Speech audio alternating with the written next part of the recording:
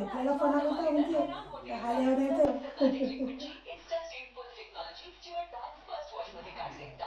शहरात राहतात त्यांच्यासाठी टी व्ही हा विषय खूप मागे निघून गेला आहे. कारण नेटफ्लिक्स आहे, ॲमेझॉन प्राईम आहे, अशा काही गोष्टी खूप लवकर पुढे आल्यात आणि आपल्याला हा टी व्ही हा जो विषय आहे तो बाहेर मागे निघून गेला आहे.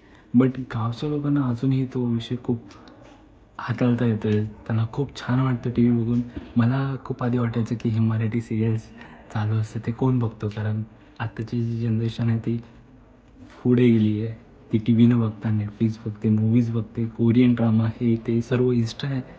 बट आत्ता चालतं आहे कारण गावी जर तुम्ही एकटं राहिलात तर काही टायमाने तुम्हाला असं बोरिंग काय चाललं आहे, काही तीच तीच रोजचं रुटीन.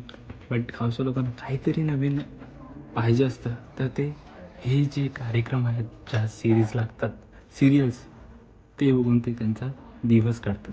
आणि त्यांच्यामुळे त्यांना थोडा आनंदही भेटतो कारण गावामध्ये सर्व मोजकी जी लोकं आहेत ती 50 क्रॉस 60 क्रॉस केलेली आहेत.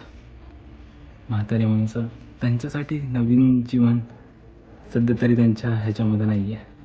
बट ते हे बघून खूप छान त्यांचं दिवस काढत चाललेत. खूप छान वाटतं आणि मी त्यांचा आभार मानेल टी व्ही जी सिरियल्स अजूनही बनवतात बघण्यासाठी. खूप खूप थँक्यू.